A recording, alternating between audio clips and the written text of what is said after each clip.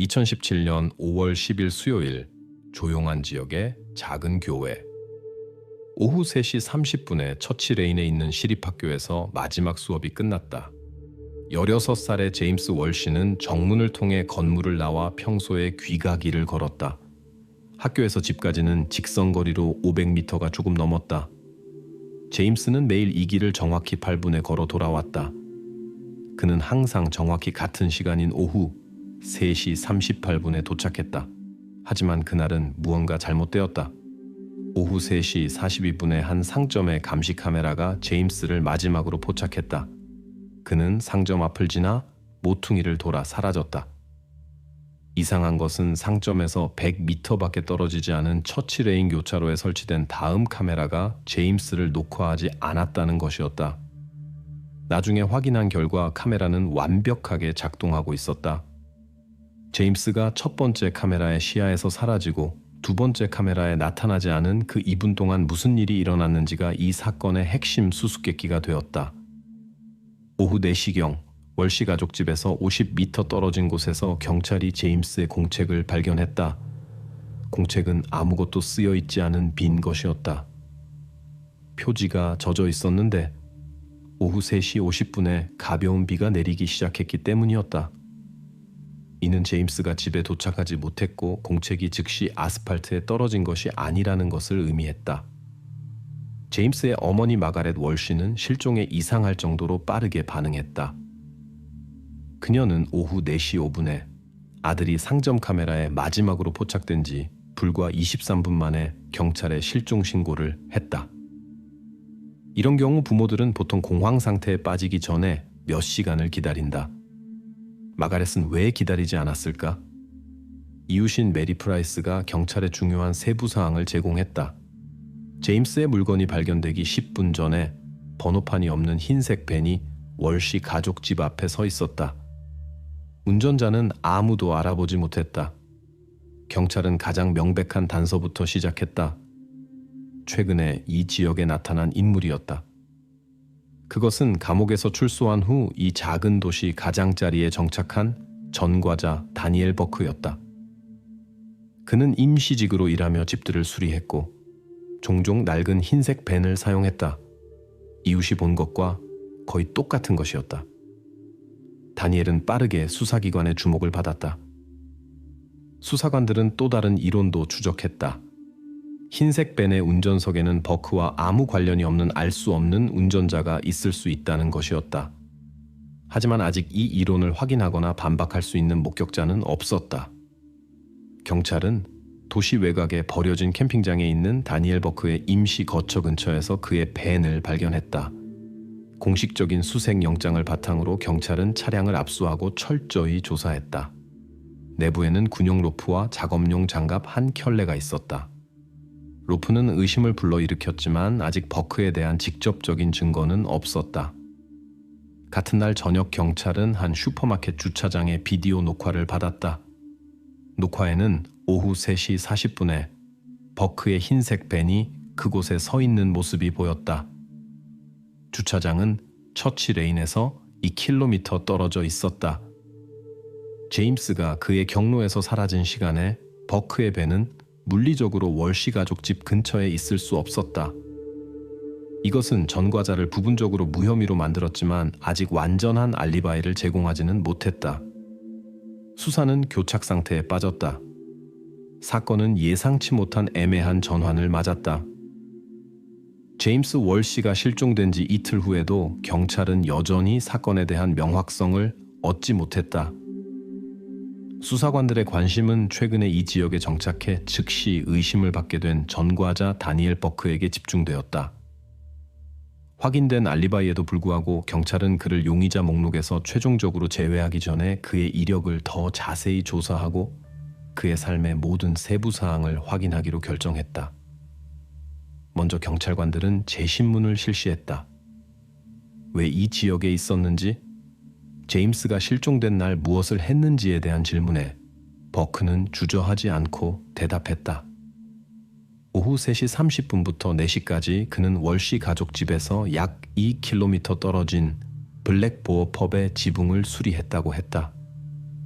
이것은 쉽게 확인할 수 있었다. 경찰은 펍 입구 카메라에 비디오 녹화를 받았다. 녹화 시간은 버크의 진술과 일치했다. 오후 3시 37분부터 3시 55분까지의 화면에서 다니엘 버크가 건물 지붕에서 작업하는 모습이 명확히 보였다. 펍 주인이 이 정보를 확인하고 서명된 작업 증명서를 제출했다. 용의자의 말에 대한 의심이 사라지기 시작했다. 하지만 또 다른 가능성이 남아 있었다. 버크가 눈에 띄지 않게 2km를 월시 가족 집까지 갔다가 다시 작업장으로 돌아올 수 있었을까? 경찰은 버크의 배내 운행을 모니터링하기 위해 GPS 추적기를 설치한 보험회사의 데이터에 접근했다. 이 기술은 2017년에 이미 널리 보급되어 회사들이 업무용 차량을 관리하는 데 적극적으로 사용되고 있었다. GPS 데이터는 비디오 녹화와 완전히 일치했다. 배는 오후 3시 20분부터 4시 10분까지 움직이지 않았으며 이는 버크가 그렇게 짧은 시간에 필요한 거리를 왕복할 수 없었다는 것을 의미했다. 사실상 버크의 알리바이는 반박할 수 없게 되었다. 하지만 수사관들에게 의심을 불러일으키는 질문이 하나 더 있었다. 벤을 조사할 때 경찰은 군용 로프를 발견했다. 버크의 범죄 경력을 고려할 때 그런 물건의 존재는 의심스러워 보였다. 하지만 그는 이것을 매우 간단하고 침착하게 설명했다. 그는 수감 중에 스포츠 클라이밍에 참여했다고 했다. 처음에 경찰관들은 이 진술을 의심스럽게 받아들였지만 확인 결과 실제로 감옥 클라이밍 대회의 확인 사진과 기록 자료를 발견했다. 로프는 스포츠 장비였다. 이 세부 사항은 로프를 의심스러운 증거 목록에서 최종적으로 제외시켰다. 하지만 수사관들에게는 설명이 필요한 새로운 단서가 나타났다. 경찰관들은 흰색 밴이 보이는 슈퍼마켓 주차장 녹화를 다시 자세히 살펴봤다. 버크의 알리바이가 이제 최종적으로 확인되었으므로 수사관들은 다니엘 본인이 밴의 운전석에 앉아 있었는지 확인하고 싶었다. 비디오 녹화는 선명했고 수사관들은 오후 3시 42분에 밴에서 내리는 남자를 알아볼 수 있었다. 녹화의 남자는 다니엘 버크와 전혀 닮지 않았다.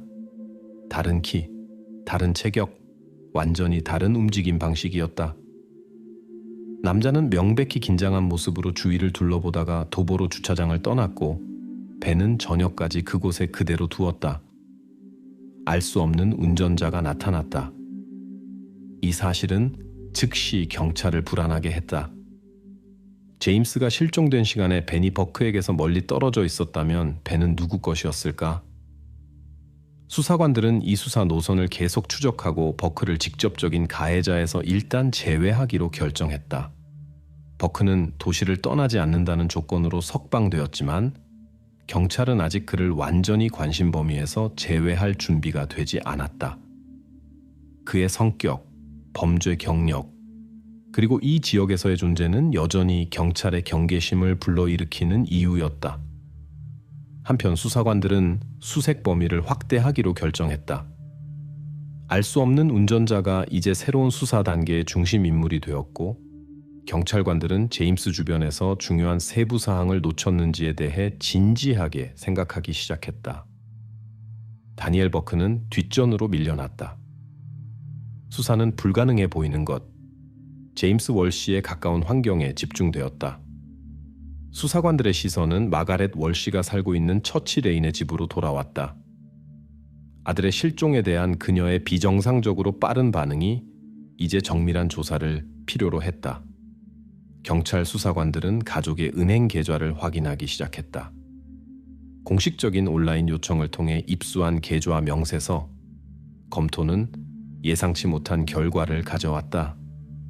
같은 해 1월에 마가렛은 상당히 높은 금액, 약 4,800파운드를 주고 공간의 소규모 수리를 전문으로 하는 민간 건설 회사 계좌로 송금했다.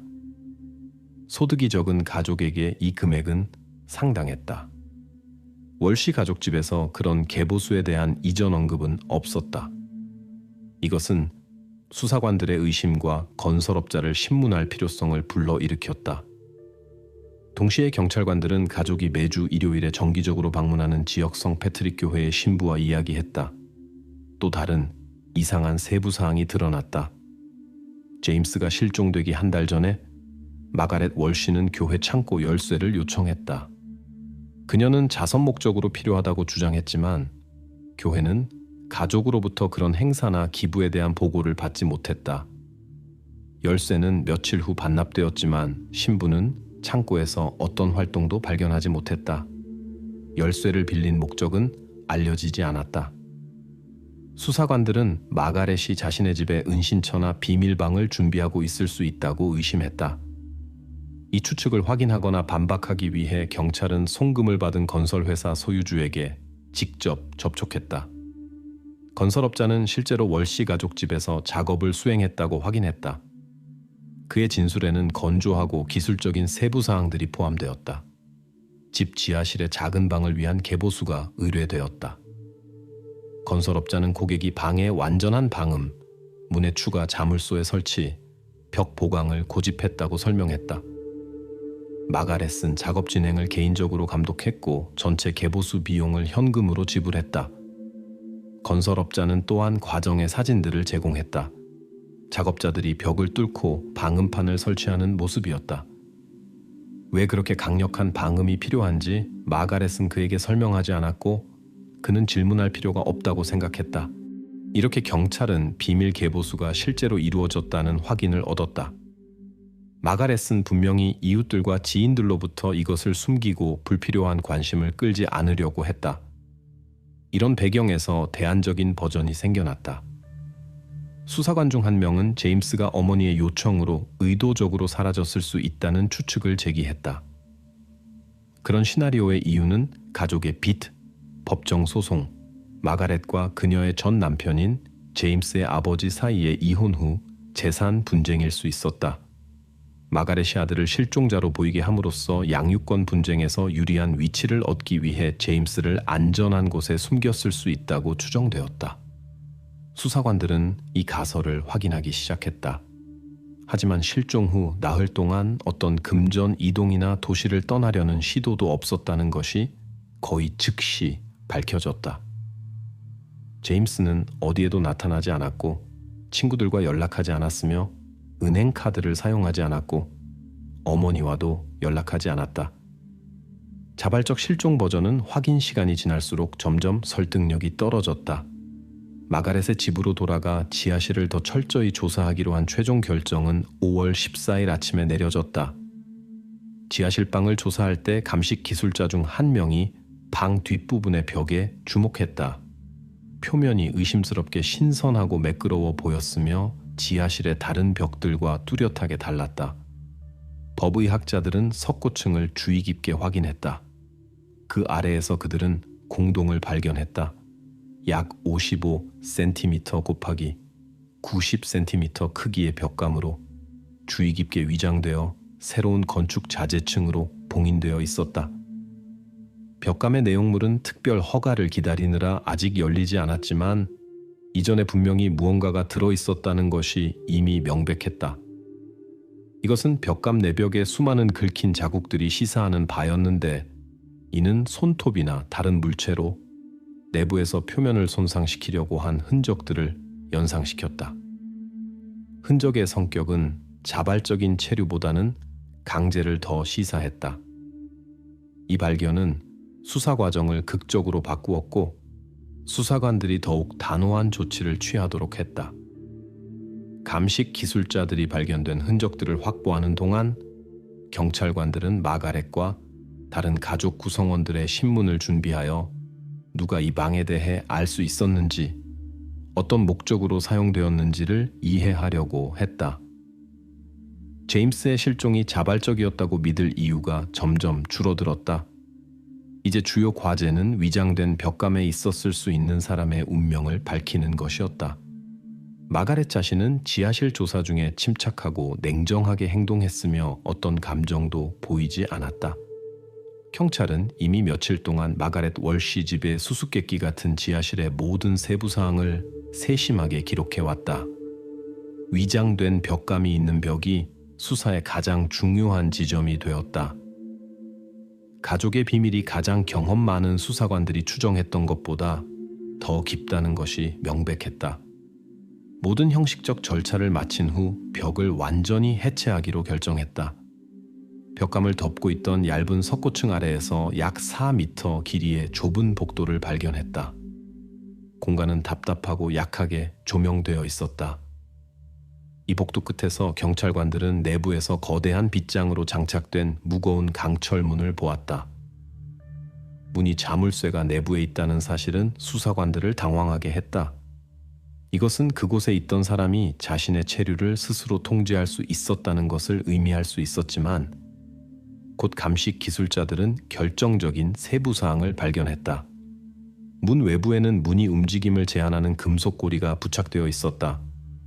이 세부 사항은 방에서의 자발적 체류를 완전히 배제했다. 한편 수사에서 중요한 요소가 될 수 있는 새로운 목격자가 나타났다. 제임스의 실종에 대한 뉴스에서 세부 사항을 듣고 스스로 경찰에 연락한 배달원 아마르 초드리였다. 아마르는 5월 16일 저녁에 처치레인 집의 뒷문으로 음식 주문을 배달했다고 말했다. 그의 말에 따르면 문에서 기다리는 동안 집 안에서 물을 달라고 하는 10대의 조용한 목소리를 들었다고 했다. 배달원은 다시 노크했지만 마가렛 월시만 문을 열고 주문을 빠르고 말없이 받은 후 즉시 문을 다시 닫았다고 주장했다. 하지만 곧 아마르는 자신의 말을 의심하기 시작했다. 몇 시간 후 수사관들이 실시한 두 번째 신문에서 배달원은 의심을 표하며 그 소리가 텔레비전이나 라디오에서 나온 것일 수 있다고 추측했다. 이런 혼란은 경찰이 집의 모든 음향 소스를 확인하는 데 추가 시간을 쓰도록 했다. 배달원의 진술에서의 불확실성에도 불구하고 그의 초기 진술은 수사관들이 발견된 은신처 조사를 가속화하도록 했다. 5월 18일 저녁 몇 시간의 준비 후에 감식 기술자들은 좁은 복도 끝에 무거운 강철문을 열기 시작했다. 경찰 감독해에 다른 방법으로 문을 열려는 시도가 실패한 후 잠금 장치를 부수기로 결정했다. 문은 쉽게 열리지 않았지만 그 뒤에서 살아있는 제임스를 발견했다. 16살의 제임스는 야위고 방향 감각을 잃고 극도로 약해 보였지만 수사관들의 몇 가지 질문에 속삭임으로 대답할 수 있었다. 그는 콘크리트 바닥에 직접 놓인 얇은 매트리스 위에 누워 있었다. 내부 공간은 좁고 어두웠으며 그 주변 바닥에는 명백히 의식적 의미를 가진 이상한 물건들이 놓여 있었다. 펼쳐진 성경, 2개의 촛불, 금반지들, 그리고 그 옆에 정돈되게 놓인 천 리본들. 제임스는 이 물건들의 목적을 설명하지 않고 조용한 목소리로 같은 말만 반복했다. 엄마가 그렇게 해야 한다고 말했어요. 명백한 탈진과 완전한 고립에서 오랜 체류의 징후에도 불구하고 제임스는 살아있었고 즉각적인 위험에 처하지 않았다. 그는 빠르게 근처에서 대기하고 있던 의사들에게 맡겨졌다. 한편 경찰은 방의 전체 내용물을 기록하고 주의 깊게 조사하기 시작했다. 펼쳐진 성경은 언약과 약속에 관한 구약의 한 구절에 리본으로 표시되어 있었다. 촛불들은 절반 정도 타 있어서 며칠에 걸친 사용을 시사했다. 반지들은 새 것이고 사용되지 않은 것처럼 보였지만 그것들의 존재는 단순한 감금보다 더 복잡한 무언가를 시사했다. 경찰관들은 발견된 물건들이 일어나려 했지만 끝까지 완료되지 않은 의식이나 의례를 가리킬 수 있다고 추정했다. 이 순간 수사는 방향을 바꿔야 했다. 10대에 대한 명백한 감금과 그의 신체 상태는 마가렛의 행동이 명백히 불법이었다는 데 의심의 여지를 남기지 않았다. 마가렛 월시는 추가 신문을 위해 즉시 체포되었다. 이때 처치 레인 집의 이웃들이 경찰관들과 적극적으로 이야기하기 시작했고 지난 몇 달 동안 월시 가족의 이상한 행동을 발견했다고 확인했다. 알 수 없는 차들의 늦은 밤 도착, 억눌린 목소리와 속삭임, 집에서 비정상적인 시간에 나오는 억눌린 노랫소리.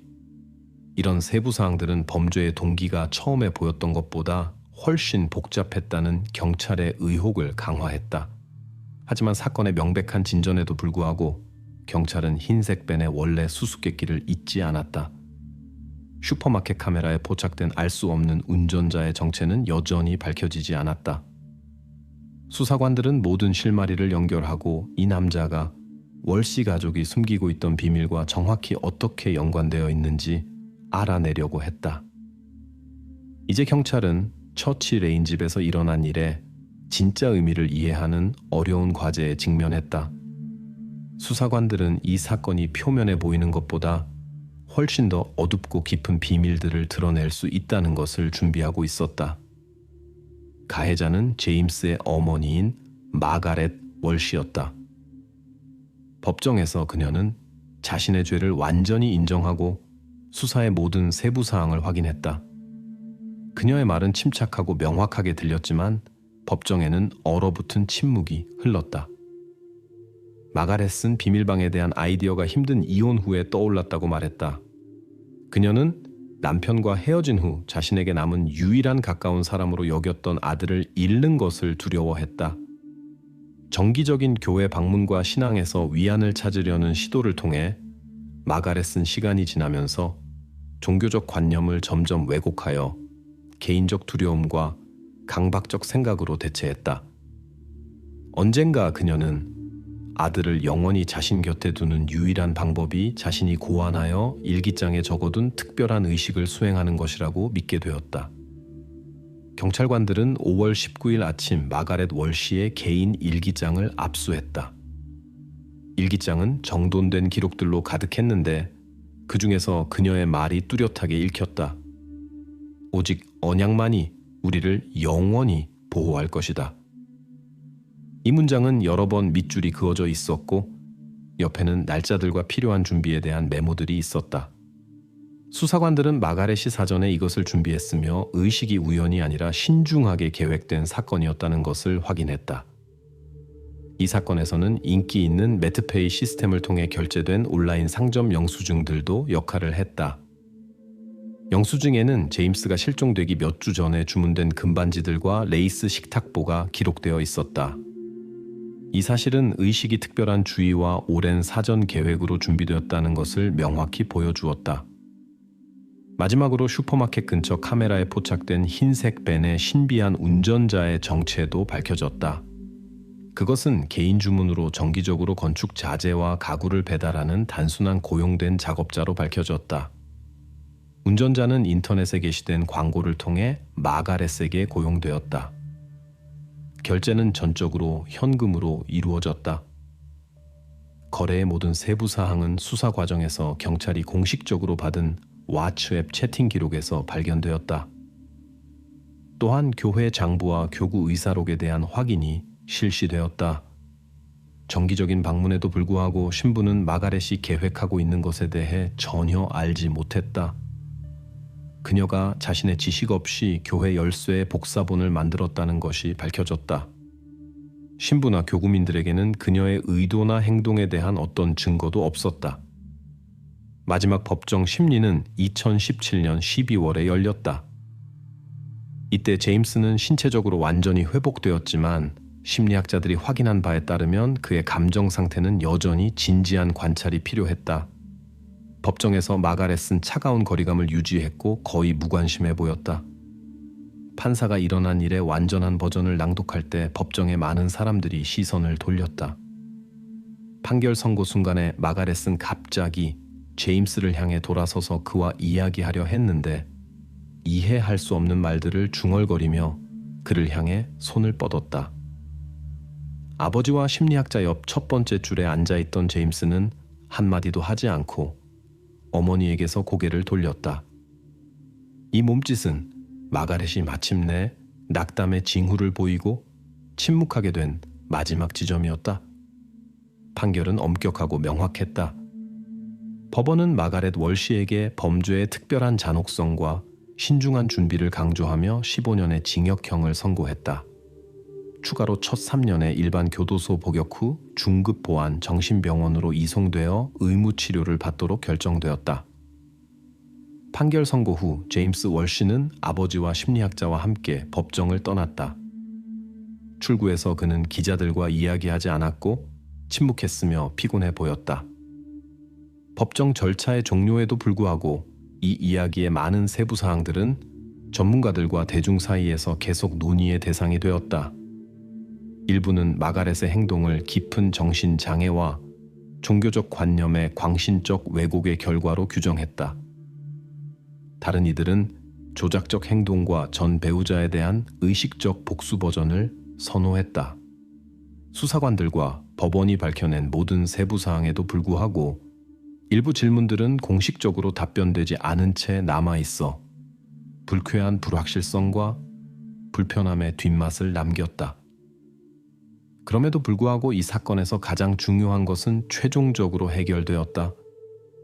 제임스는 살아있었고 정상적인 삶으로 돌아갔으며 죄인은 법에 따라 처벌받았다. 이 범죄가 일어난 작은 도시에서는 이 사건의 비정상적인 사건들과 상황들이 오랫동안 논의되었다. 지역교회 공동체는 교회 공간에 대한 접근 규칙을 재검토했고, 이웃들은 평범한 집의 벽 뒤에도 악이 숨어 있을 수 있다는 인식 속에서 서로에게 조금 더 주의를 기울이게 되었다. 이것은 정의가 가해자를 처벌했을 뿐만 아니라 평범한 가족의 조용하고 평화로운 삶의 겉모습 뒤에 때때로 숨어 있을 수 있는 것에 대한 중요하고 끔찍한 진실들을 드러낸 드문 사건들 중 하나였다. 2018년 12월 2일에 그레이스 밀론이라는 이름의 소녀가 미국 여행 중 흔적도 없이 사라졌다. 그녀는 남자친구와 함께 308호 방에 들어가는 것이 마지막으로 목격되었고, 그 이후로는 아무도 그녀를 보지 못했다. 이 실종은 대규모 경찰 수사를 촉발시켰으며 감시 카메라 비디오 녹화 분석은 경험 많은 수사관들조차 당황하게 만드는 충격적인 발견으로 이어졌다. 그레이스는 어린 시절부터 항상 세계 여행을 꿈꿔왔고, 부모인 데이비드와 질리언의 지원과 본인의 노력 덕분에 이를 실현할 수 있었다. 그녀는 링컨 대학교에서 광고와 마케팅 전공으로 우수한 성적으로 졸업했으며, 이를 통해 자신의 목표를 달성할 수 있다는 것을 증명했다. 학업 외에도 그레이스는 예술적 재능이 있었고 음악과 그림의 열정을 가지고 있었으며, 그녀의 그림은 항상 특별한 표현력과 깊이로 특징 지어졌다. 그레이스의 아버지는 그녀의 성공을 자랑스러워하며 그녀의 근면함과 재능에 대한 인정으로 꿈의 여행을 자금 지원해 주겠다고 약속했다.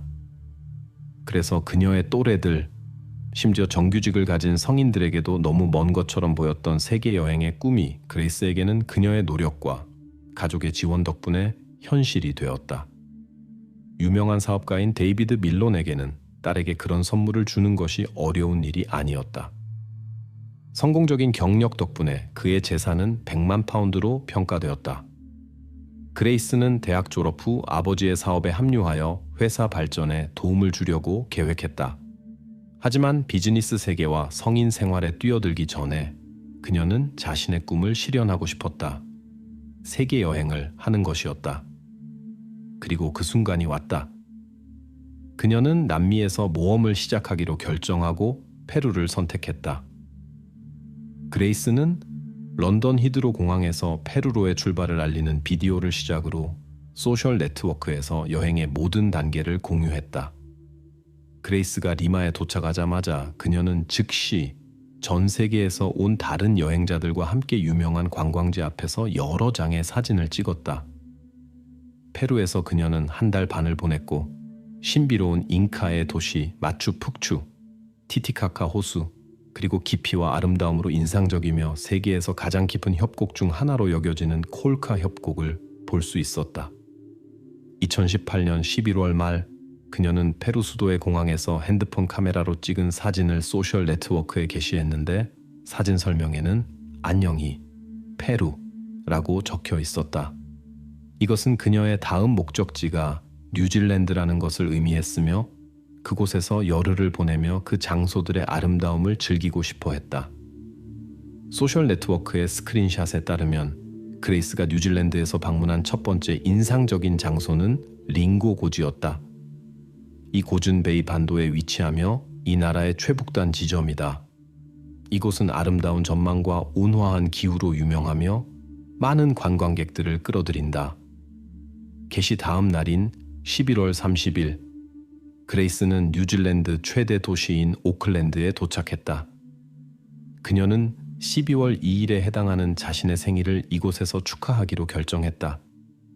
이때 그레이스 밀로는 22살이 되었다. 그녀는 시티라이브 호텔에 머물며 아늑한 객실 중 하나를 배정받았다. 일상적인 루틴에서 잠시 휴식을 취한 후 그레이스는 산책을 하기로 결정했다. 그녀는 매일 가족과 전화로 연락을 유지했지만 생일 전날인 12월 1일에는 부모를 귀찮게 하지 않기로 결정하고 다음날 축하 인사를 기대했다. 실제로 그녀의 아버지 데이비드는 12월 2일 아침에 딸에게 연락을 취해 진심 어린 감정과 축하 인사를 전하려고 했다. 하지만 그레이스에게 연락하려는 시도들은 실패했다. 전화는 단지 신호음만 들렸다. 데이비드는 시도를 포기하지 않고 다양한 번호를 시도했다. 그레이스가 2개의 CM카드를 가지고 있었기 때문이지만 모든 시도는 똑같이 끝났다. 응답이 없었다. 데이비드와 그의 아내 질리언의 걱정이 커졌고 이미 다음날 그들은 오클랜드 경찰서에 신고했다. 데이비드는 즉시 뉴질랜드로 여행을 떠났고 그곳에서 지역 언론과 경찰과 함께 기자회견을 조직할 수 있었다. 기자회견에서 그는 대중에게 호소했다. 이 기회를 이용해 내 딸을 보았거나 최근에 그녀와 이야기한 모든 분들께 연락을 부탁드립니다. 저나 그레이스를 찾고 있는 수사팀에 연락해 주시기 바랍니다. 그레이스 밀론의 실종에 대한 수사 과정에서 경찰은 호텔의 감시 시스템과 주변 거리 카메라에서 나온 비디오 자료를 세심하게 조사했다. 도시 비디오 감시가 상당히 높은 수준에 있다는 점을 강조하는 것이 중요하다. 비디오 녹화의 분석을 통해 수사관들은 그 운명적인 날인 12월 1일에 그레이스의 행적을 추적할 수 있었다. 호텔 로비의 비디오 녹화 분석에서 그레이스가 17시 37분에 호텔을 떠났다는 것이 명확해졌다. 거리 카메라 덕분에 그녀가 약 400m 떨어진 스카이시티 복합 건물로 향했다는 것이 확인되었다. 스카이시티는 호텔뿐만 아니라 레스토랑과 카지노도 포함하는 대형 복합 건물이다. 그날 저녁 그녀는 그레이스의 호텔 앞에서 이전에 알지 못했던 누군가와 만났다. 17시 47분경 그들은 함께 배에 들어가 카운터로 가서 음료를 주문했다. 그 다음 그들은 테이블에 앉았다. 1시간 25분 후 그들은 바를 떠났고 6분 후에는 이미 멕시칸 요리 카페에 앉아 있었다. 그곳에서 그들은 오래 머물지 않았고 20분 후에 근처에 있는 다른 바인 블루 스톤 룸으로 갔다. 그곳에서 그들은 테이블을 선택했고 남자는 곧바로 화장실로 갔다. 그레이스는 영국에 있는 친구에게 저녁이 좋다는 메시지를 보냈다. 남자가 돌아왔을 때 그들은 계속 대화했다. 21시에 그들은 발을 떠나 껴안으며 호텔로 갔고 다리가 불안정해 보였다. 호텔에서 그들은 3층으로 올라갔다. 12월 2일 아침 감시 카메라들은 티셔츠만 입은 젊은 남자를 보여줬는데 그는 아마도 잊어버린 물건이나 아침 식사를 가져오려고 했던 것 같다. 그레이스는 그와 함께 있지 않았고 이는 그들의 밤이 어떻게 지났는지에 대한 추측으로 이어졌다. 아마도 그는 단지 담배를 사고 싶었을 것이다. 하지만 카메라의 비디오는 그가 슈퍼마켓에 들어가서 보통 새벽에 사지 않는 상품들로 가는 것을 보여준다. 긴급한 여행을 계획하는 경우가 아니라면 말이다. 그의 관심은 여행 가방에 있었고 그는 가장 큰 것 중 하나를 선택했다. 그 다음 그는 계산대로 가서 구매 비용을 지불했다. 10분 후 그는 자신의 방으로 돌아왔고 15분 후인 8시 32분에 가방 없이 엘리베이터로 1층으로 내려갔다. 3분 후 그는 다른 상점에 들어가서 계산대에서 직접 구매 비용을 지불했다. 이번에는 청소용품인 것 같았고 그는 다시 방으로 돌아갔다. 방을 떠난 후 그는 엘리베이터로 1층으로 내려가서 채 탔다. 그것은 그가 미리 주문한 택시였다. 나중에 운전사의 증언에 따르면 그 남자는 렌터카 업체에서 하차했다고 알려졌다. 택시 여행 또한 카메라에 녹화되었다. 비디오에서 그 남자는 당황한 모습이었고 그를 명백히 무언가가 괴롭히고 있는 것 같았다. 9시 40분에 그는 차를 렌트하고 라이프체인 호텔로 돌아갔다.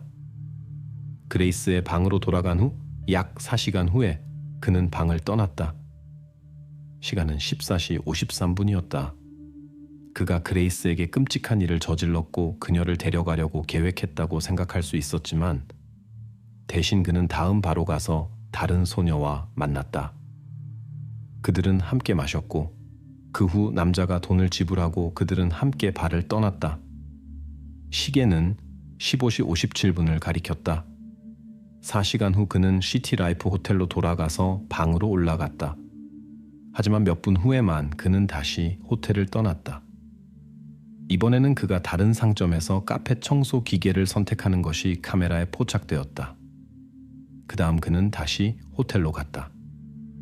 나중에 21시경에 그는 2개의 가방을 실은 카트를 밀고 있는 것이 목격되었으며 엘리베이터로 1층으로 내려가서 렌트한 차의 트렁크에 넣었다.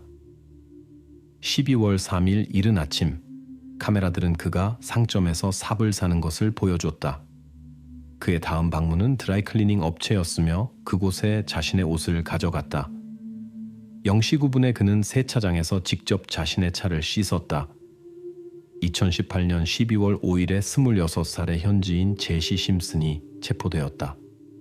수사 과정에서 제시가 틴더를 통해 그레이스와 알게 되어 만남을 약속했다는 것이 밝혀졌다.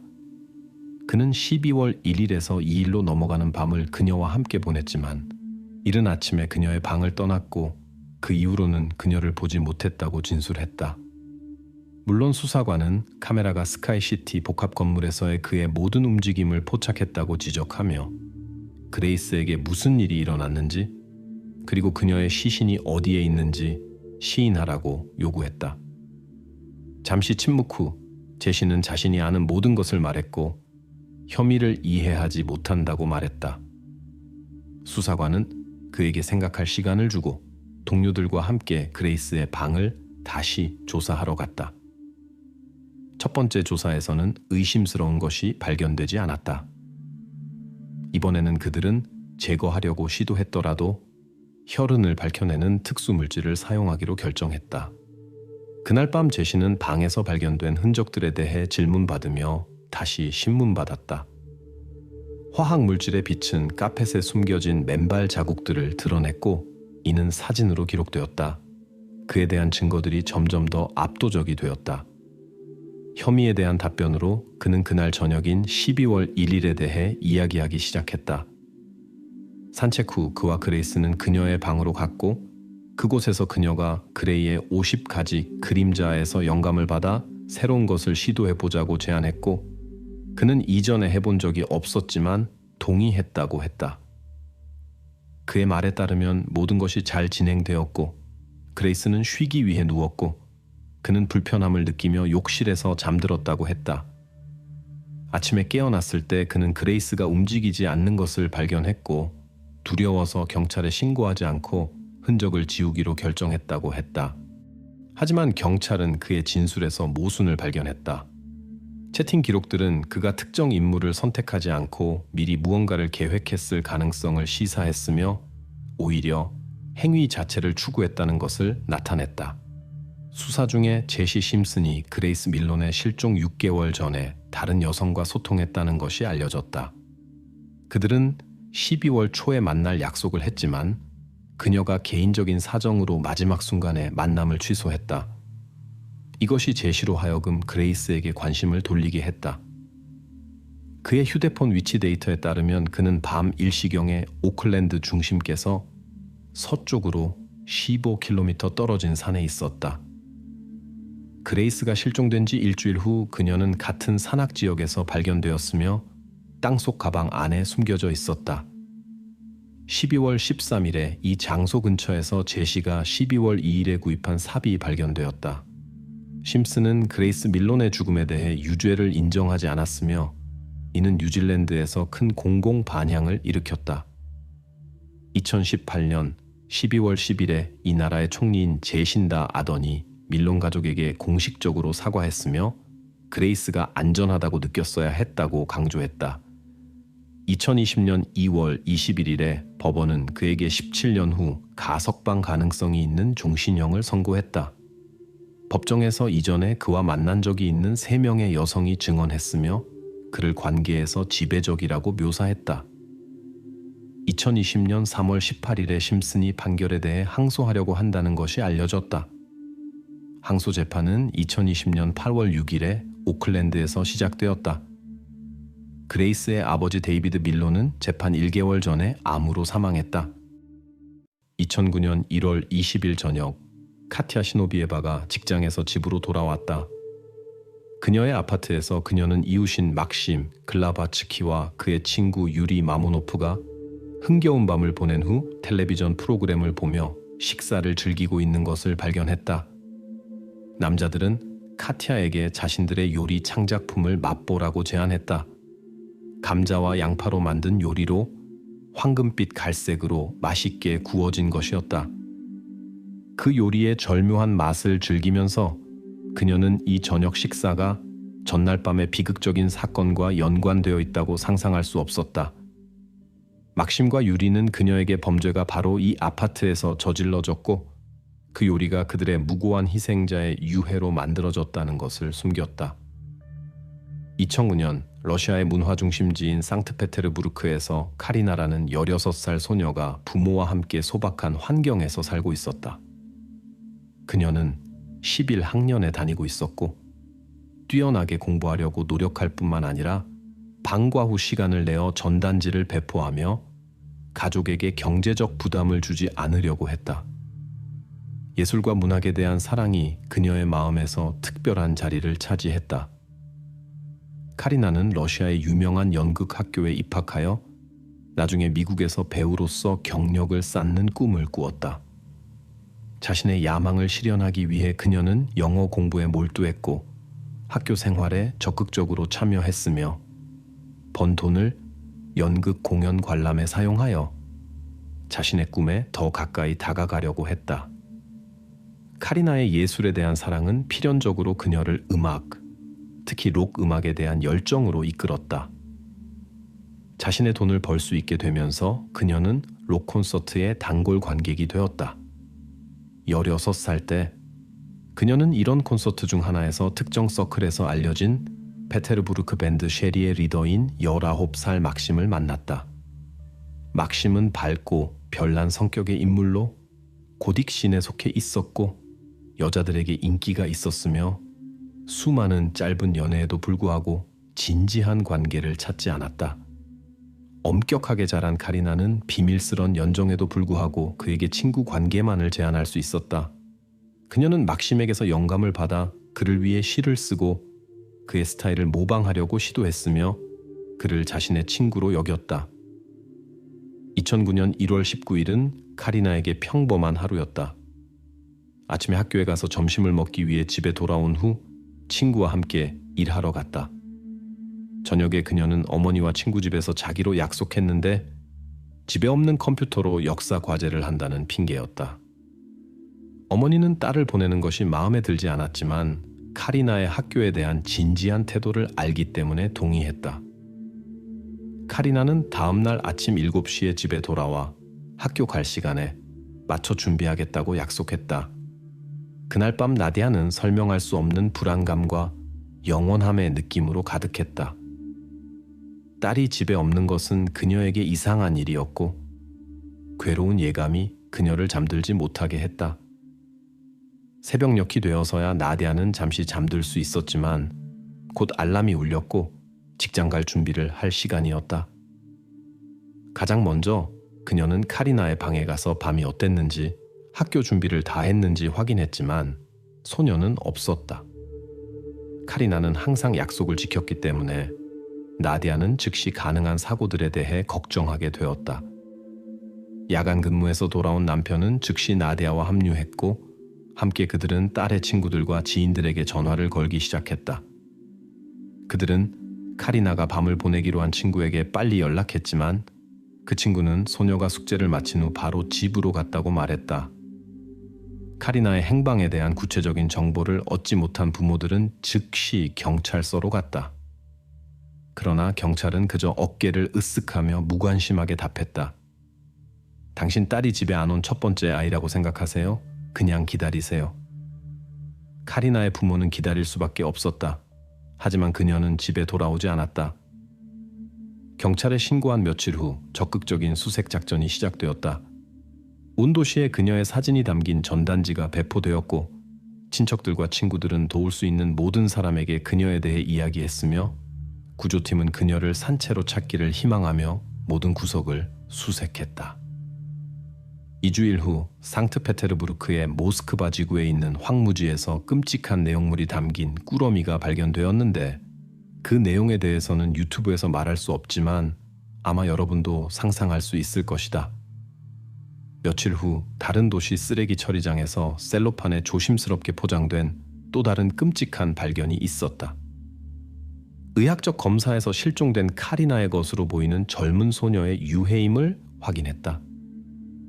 몇 주 동안 그녀의 가족, 친구들, 경찰관들, 그리고 많은 걱정하는 시민들이 그녀를 헛되이 찾았다. 나중에 카리나의 부모들은 사인을 확인한 검시관이 자신의 직업 경력에서 많은 것을 보았지만 이번 같은 놀라움은 한 번도 경험한 적이 없다고 말했다고 전했다. 수사에서 행위가 해부학 지식을 가지고 수행되었다는 것이 밝혀져 가해자가 고기를 다루는 전문적인 기술을 가지고 있을 가능성을 시사했다. 안타깝게도 유튜브 제한 때문에 잔혹한 장면들을 묘사할 수 없지만 정말 매우 끔찍했다고 믿으셔도 됩니다.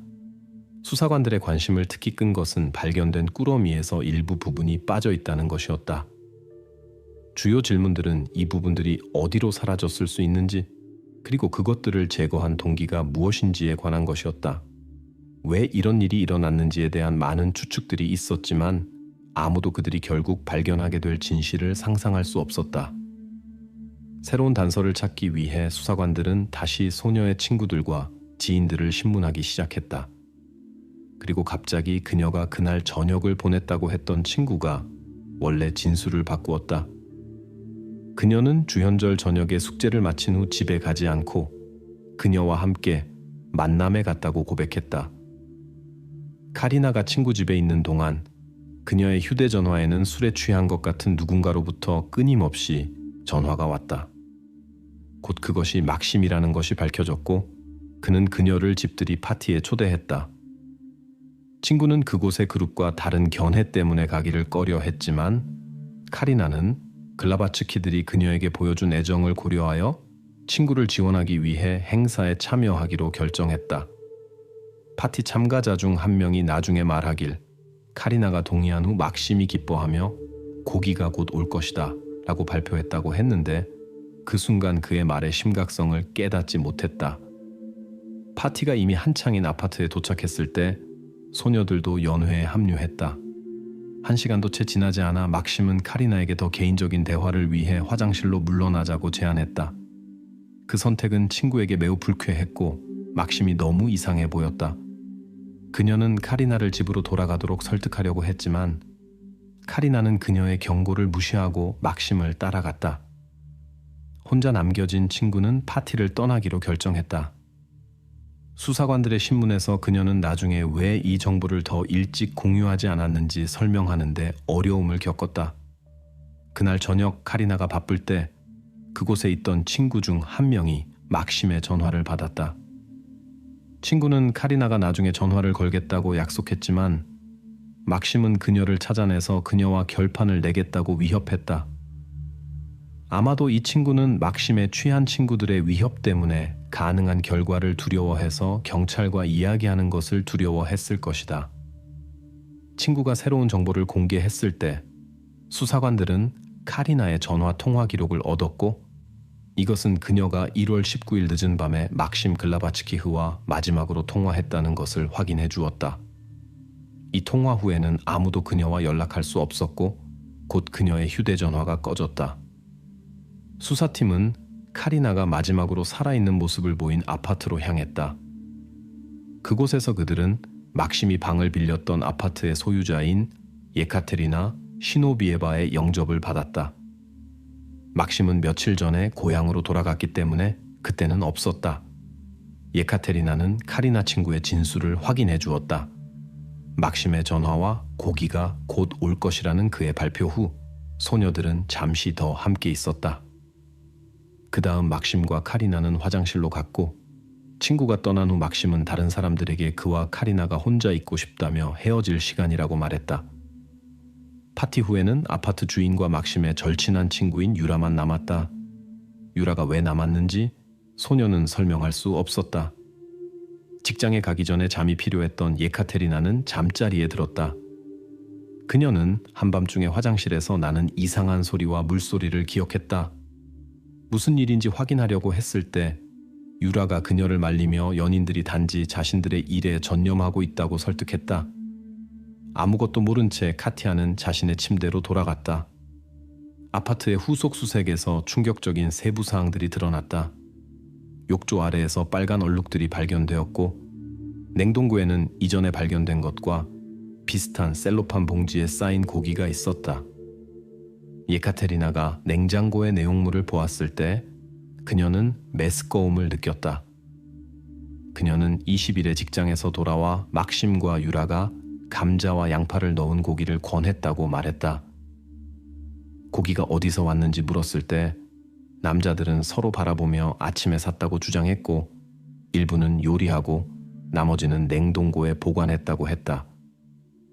그 순간 예카테리나는 그들의 말을 의심하지 않았다.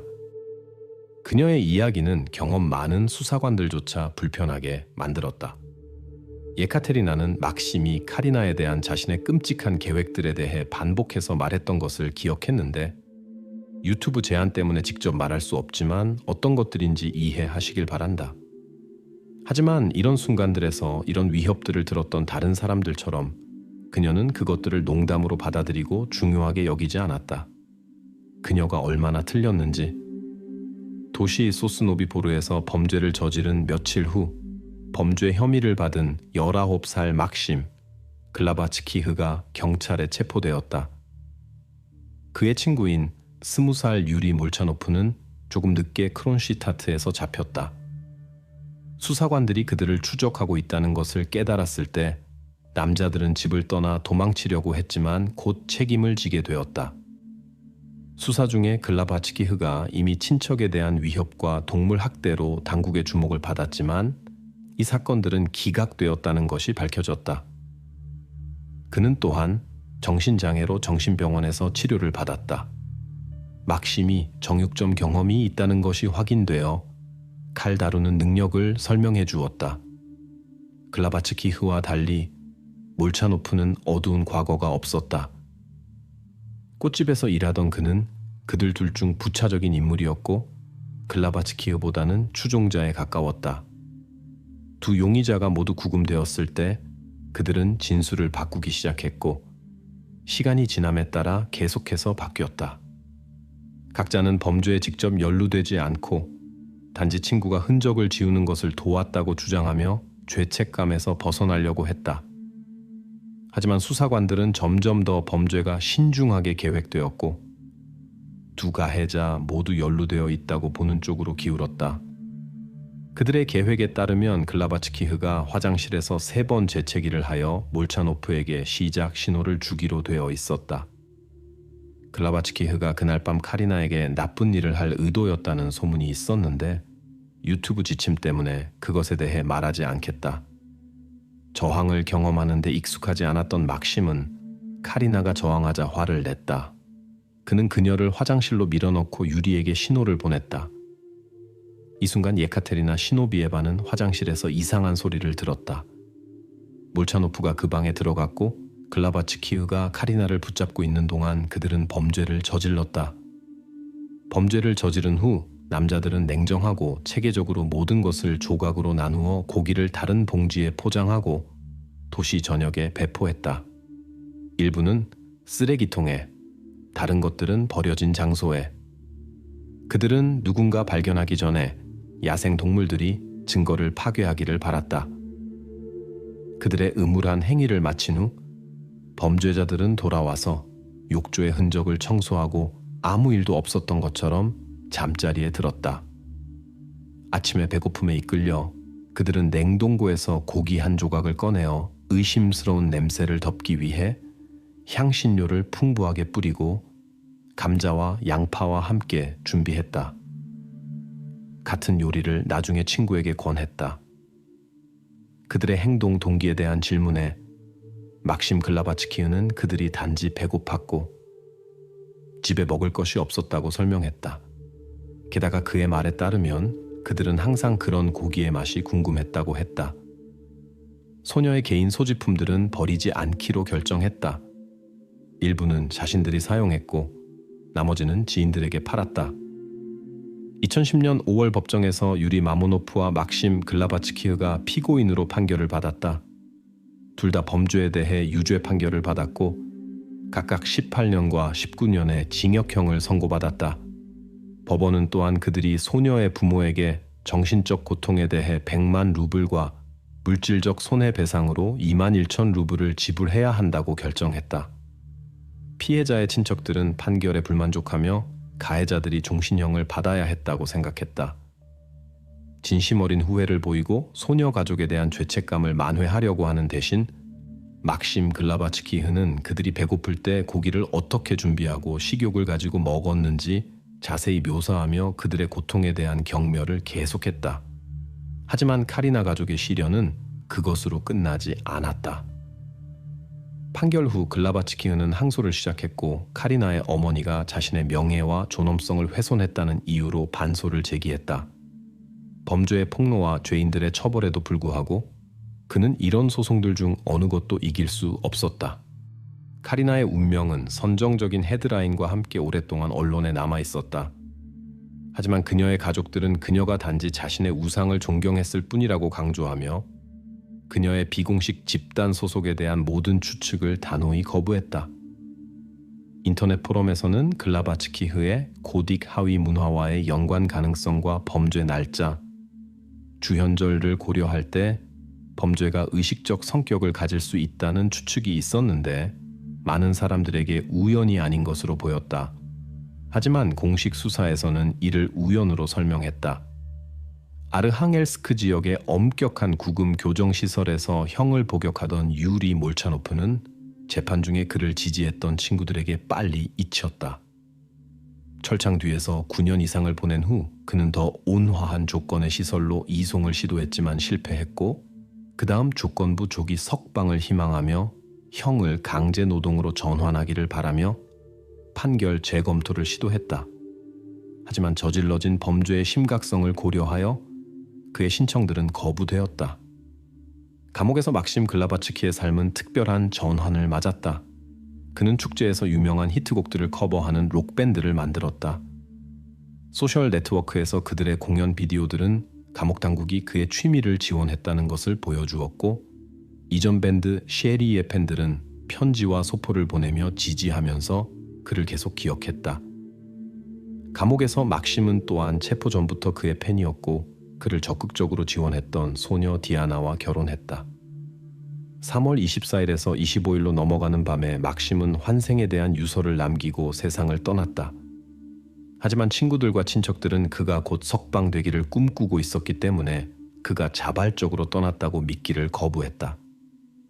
글라바츠키흐를 기리며 타티아나 바셰노바는 2018년에 사건의 공식 버전에 의문을 제기하는 다큐멘터리 쉐리 사건을 만들었다. 다음 2년 동안 모스크바에서 고딕 하위 문화 팬들과 젊은 록 뮤지션들을 끌어들이는 쉐리 페스트가 열렸다. 막심 글라바츠키와 그의 공범 유리 마모노프는 카리나의 가족을 포함하여 많은 운명들에게 헤아릴 수 없는 피해를 입혔다. 그녀의 어머니는 오랫동안 상실을 극복할 수 없었고 신경증 치료를 위해 3개월을 보냈지만 이것이 그녀에게 실질적인 안도감을 주지는 못했다. 법원이 판결을 내렸지만 많은 사람들은 그것이 너무 관대하다고 생각했다. 하지만 모든 범죄자가 자신이 마땅히 받을 것을 받는 신의 재판이 존재한다는 믿음이 있다.